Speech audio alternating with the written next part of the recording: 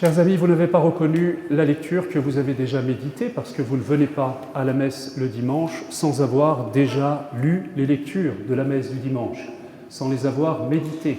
Ne râlez pas. Ne râlez pas parce que si les lectures que vous n'avez pas reconnues sont celles que nous avons proclamées, c'est que nous avons une grande joie. Alors juste une petite correction, en fait, les lectures, c'était celles du jour et c'est l'Évangile qui change, normalement. Qui change pour quelle raison ? Il change parce que, pendant le temps du carême, lorsque nous sommes en chemin avec des catéchumènes, lesquels catéchumènes vont recevoir les scrutins pendant les 3 dimanches à venir, c'est-à-dire les grandes étapes de purification pour que leur cœur, que leur vie, que leur être tout entier soit disposé à accueillir le baptême, à être plongé dans la mort et la résurrection du Christ, eh bien nous suivons ces lectures qui sont celles de l'année A. Et nous avons ce merveilleux récit, ne vous en plaignez pas, de la Samaritaine. Ce récit, nous l'avons entendu 10 000 fois. Et nous avons l'habitude de voir qu'un homme, Jésus, parle à une Samaritaine, et ça étonne les contemporains, parce qu'à l'époque, il y a une division qui date depuis longtemps entre les Samaritains qui vivent leur religion d'une certaine manière et les Juifs qui, autour de Jérusalem, la vivent de leur point de vue plus fidèlement. Mais nous sommes tellement habitués que nous passons à côté de l'essentiel. L'essentiel qui étonne les apôtres lorsqu'ils reviennent et qu'ils voient Jésus discuter avec une femme, c'est qu'ils s'étonnent précisément qu'il discute avec une femme. Est-ce que c'est étonnant? Est-ce que Jésus était misogyne? Et est-ce qu'il n'était pas supposé parler avec une femme? Non, vous le savez, Jésus ne s'embarrasse pas tellement d'interdits et de convenances. Reconnaissez-le, si vous voulez vous en convaincre, lisez chaque page de l'Évangile. Non, ce qui est étonnant, c'est que Jésus parle à une femme au bord d'un puits. Parler à une femme au bord d'un puits, chers amis, dans la tradition juive, ça veut dire qu'il est en train de lui faire la cour, pour ne pas dire autre chose. C'est au bord d'un puits, précisément le puits de Jacob, et c'est précisé que Jacob est tombé fou amoureux de Rachel, et que par la suite, il a épousé Rachel, et dans le package, il a eu aussi Léa. C'est au bord d'un puits que Moïse a rencontré Séphora et qu'il l'a épousée peu de temps après. Le puits, évidemment, ce symbole est facile à comprendre, c'est l'eau vive de l'amour qui vient être puisée au plus profond du cœur de l'époux et de l'épouse. Alors en pleine journée, Jésus qui parle à une femme, qui lui adresse la parole et qui lui dit « Donne-moi à boire », c'est plus qu'ambigu, reconnaissez-le. Alors qu'est-ce que Jésus veut nous faire comprendre? Eh bien ça c'est un peu propre à l'évangile de Saint Jean. Si vous voulez approcher la personne de Jésus, il y a beaucoup de moyens de le nommer. Chacun des titres que nous donnons à Jésus, le Christ, ça veut dire celui qui est oint, qui a reçu l'onction sainte, ou le Fils de Dieu, ça dit un autre aspect de sa personne, le Sauveur, le Fils de David, etc. Nous pourrions faire la liste de tous les titres que nous donnons à Jésus. Mais il y en a un sur lequel Jean, l'évangéliste, aime à s'attarder. Il parle de lui, et c'est ainsi que Jean le Baptiste va le présenter. Jésus est l'époux. Jésus est l'époux. Vous avez entendu? Rassurez-vous, il n'y a pas de scoop. Jésus n'a pas de vie cachée. Jésus, n'en déplaise à Dan Brown, n'a pas épousé en cachette Marie-Madeleine. Ça va là-dessus? De temps en temps, il faut revenir au b.a.-ba parce qu'on entend de telles stupidités. Non, Jésus n'a pas eu de femme. Il n'a pas eu de vie cachée. Il n'y a pas encore une révélation de plus qu'on va avoir dans les médias sur la religion chrétienne. Rassurez-vous. Jésus n'a épousé aucune femme en particulier et pourtant il est l'époux avec un grand E. Qui dit époux dit épouse. Qui est donc cette épouse que Jésus est venu épouser? Eh bien, essayez de comprendre vous-même. L'époux est celui qui donne son corps, qui donne son cœur, qui donne son être tout entier à son épouse. C'est pour cela d'ailleurs, entre parenthèses, qu'il n'y a pas véritablement d'amour s'il n'est pas lié à un don total de toute notre personne. Chers amis, quelle est cette épouse à qui le Christ fait le don de tout son être?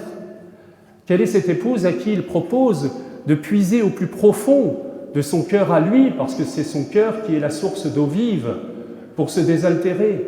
Quelle est l'épouse à qui il demande d'ouvrir son cœur pour que lui-même aille puiser la source dont il nourrira son amour à lui? Eh bien, cette épouse, je l'ai devant moi ce soir. L'épouse, c'est l'Église. L'épouse, c'est cette humanité qui se laisse épouser, qui reçoit le don de l'époux. Dans quelques instants, nous allons célébrer le festin des noces de l'agneau. Chaque messe est une célébration des épousailles totales, mystiques, du Christ et de l'Église. Parenthèse encore, c'est pour cela que le prêtre est un homme, parce que celui qui doit rendre présent dans l'assemblée, dans la messe, le Christ époux, eh bien, doit être un homme, et de préférence, dans l'Église latine, un homme qui n'a pas donné son cœur, qui n'a pas donné son corps à une autre femme, parce qu'à la suite de son maître, à la suite de son Seigneur, il se donne tout entier à la communauté, à l'Église épouse, qu'il est censé attirer vers l'époux véritable, le Christ.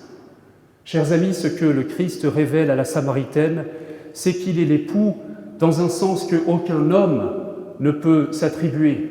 Il est le seul époux véritable. Il est le premier amour de tout cœur humain, chers amis. Il est celui qui seul peut aller puiser au plus profond de notre cœur. Et c'est précisément notre erreur, bien souvent. C'est que nous demandons à des créatures humaines d'aller puiser au plus profond de notre cœur. C'est l'erreur, chers amis, ça s'appelle l'idolâtrie.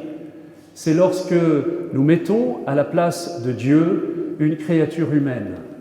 Beaucoup d'entre nous idolâtrent l'amour humain, c'est-à-dire qu'ils demandent à un homme pour les femmes et à une femme pour les hommes de leur donner ce que Dieu seul peut donner, parce qu'ils n'ont pas d'abord donné la première place à Dieu. Ils ont oublié qu'avant d'épouser un homme, avant d'épouser une femme, nous devons nous laisser épouser par le Christ. Et ça nous concerne tous, chers amis, hommes comme femmes. Nous devons vivre de ce premier amour, cet amour qui seul peut aller au plus profond de notre cœur et y faire jaillir une source d'eau vive. Et si nous avons donné sa première place à Dieu, eh bien nous pourrons entrer en relation avec celle ou celui avec lequel nous voulons partager notre vie, sans lui demander plus que ce qu'il ne peut donner. C'est compris ça ou pas? Pas tellement en fait. On a beau le savoir intellectuellement, on se trompe souvent. Ça s'appelle l'idolâtrie. Ça s'appelle toutes ces relations que nous avons investies, non pas parce que, il était mauvais d'aimer une personne humaine, mais parce qu'il était déplacé de lui demander plus que ce qu'elle peut donner. J'ai une petite histoire pour ça qui m'a beaucoup aidé personnellement à le comprendre. J'en ai déjà parlé souvent, donc vous allez la réécouter. Il s'agit de Tim Guénard, vous savez, cet homme qui a écrit un best-seller il y a quelques années qui s'appelait « Plus fort que la haine ». S'il y a un homme qui a été assoiffé d'amour, c'est bien lui, puisqu'il en a été privé dès son plus jeune âge, abandonné qu'il a été par sa mère, puis ensuite maltraité par son père, puis ensuite ballotté de famille d'accueil en famille d'accueil. Et il était comme une source qui a été tarie, parce qu'il n'avait pas reçu l'amour et il ne connaissait pas Dieu. Et lorsque, je vous laisserai lire son livre, c'est bouleversant, il s'est peu à peu éveillé à la possibilité d'aimer et d'être aimé, d'être éventuellement aimable, eh bien il est tombé amoureux de Martine, et il lui a fait sa déclaration, une déclaration qui devrait chavirer votre cœur, chers amis. Il lui a dit « Martine, tu es tout pour moi ». C'est beau, n'est-ce pas? Qu'est-ce que vous en pensez? C'est beau, peut-être un peu trop beau. Et d'ailleurs, elle lui a répondu « ça n'est pas réciproque ». Ça casse, n'est-ce pas? Ça n'est pas réciproque. Je ne suis pas tout pour toi, je ne veux pas être tout pour toi et je ne peux pas être tout pour toi. Parce que si on se fait ce don illusoire de se donner tout entier l'un à l'autre en pensant que nous allons répondre à la soif la plus profonde de notre cœur, nous allons finir par nous en vouloir. Et c'est la raison pour laquelle, de l'amour à la haine, il y a bien souvent un seul pas. Nous reprochons à une personne de ne pas nous donner ce qu'elle n'était pas en mesure de nous donner. Et alors, cher ami, lui a-t-elle dit, c'est vrai que je suis amoureuse de toi, mais je ne peux pas répondre à ta soif infinie. Je ne peux pas être ton papa à la place de ton père, je ne peux pas être ta mère de substitution, je ne peux surtout pas être ton Dieu, je ne peux pas habiter le plus profond de ton cœur. Alors trouve ta source, et ensuite nous pourrons cheminer. Je vous rassure, l'histoire se termine bien, ça fait plus de 40 ans ou 50 ans qu'ils sont ensemble et ça marche très bien. Ça marche très bien parce qu'ils ne se sont pas demandé l'un à l'autre ce qu'il n'était pas au pouvoir humain de donner. Chers amis, nous avons tous un premier amour, ça me concerne moi, comme vous, comme tous les états de vie. Et ce premier amour, il a été signifié le jour de votre baptême, parce que vous avez été tous, hommes ou femmes, revêtus. C'est drôle pour des hommes de penser que nous sommes épousés par le Christ. Saint Jean de la Croix n'hésitait pas à lui offrir son cantique spirituel, où son âme était épousée par l'amour du Christ. Et de ce fait-là, elle était d'une certaine manière féminine, puisqu'elle accueillait le don de l'époux divin. Ça a été manifesté pour nous tous le jour de notre baptême, parce que nous avons été revêtus de l'habit blanc, l'habit, la robe nuptiale que, mesdemoiselles, vous porterez le jour où votre deuxième époux se présentera devant vous.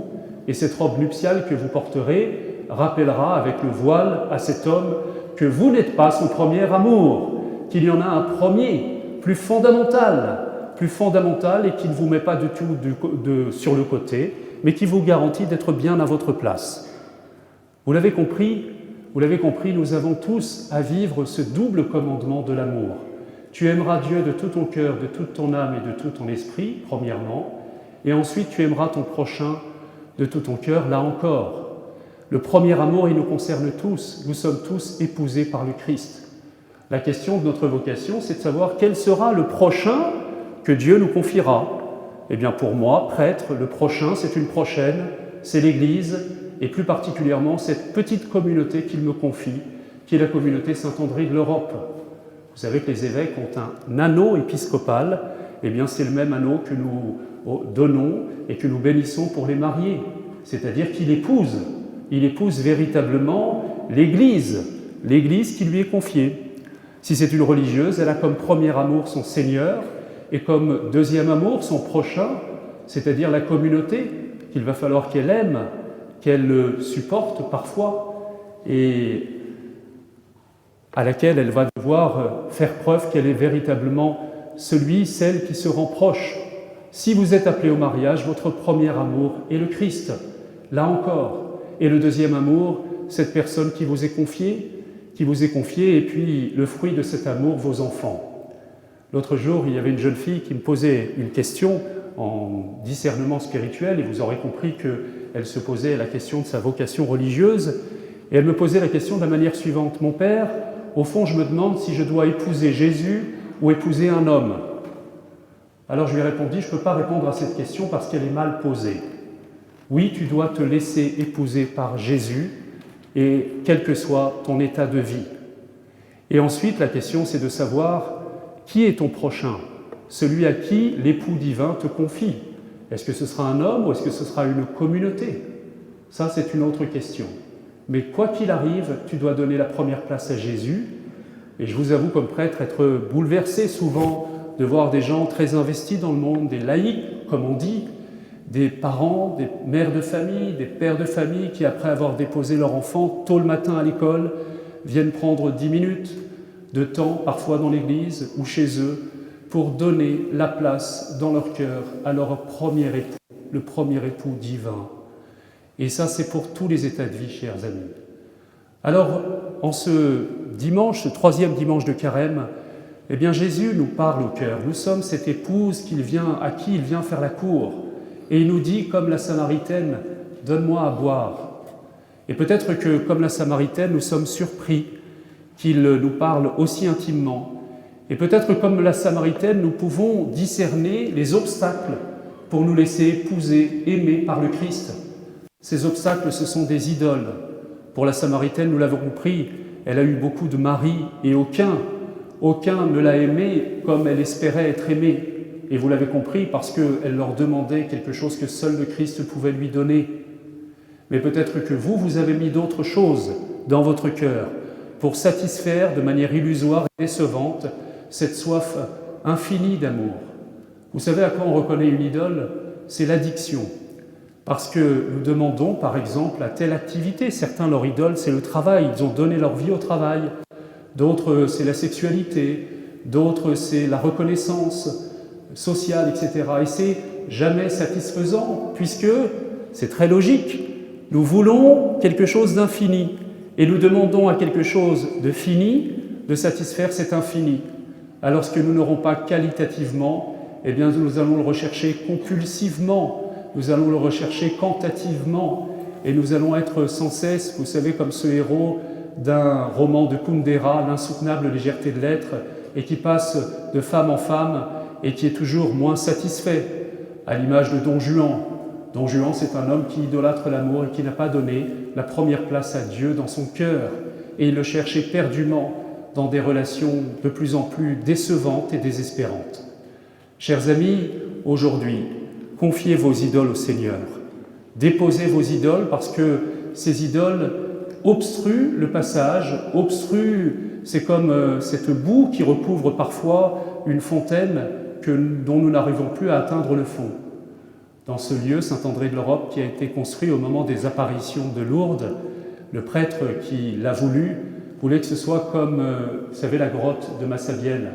Un jour, Bernadette, qui était en prière devant la Vierge Marie qui lui apparut, eh bien, s'est levée, elle a été au fond de la grotte et elle s'est mise à creuser, à gratter la boue.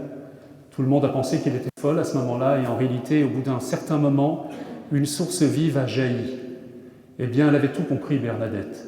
Elle avait compris qu'il y a une source vive qui doit jaillir du plus profond de notre cœur et c'est l'amour de notre époux divin, de Jésus, qui se donne à nous ce soir et que nous devons désensabler, débouer ce qui le recouvre, c'est-à-dire offrir au Seigneur nos idoles pour qu'elles soient remises à leur place et pour que nous puissions aimer de manière équilibrée nos frères, nos sœurs, ceux qui nous sont confiés, sans oublier la place première, qui est celle qui revient à Dieu. Amen.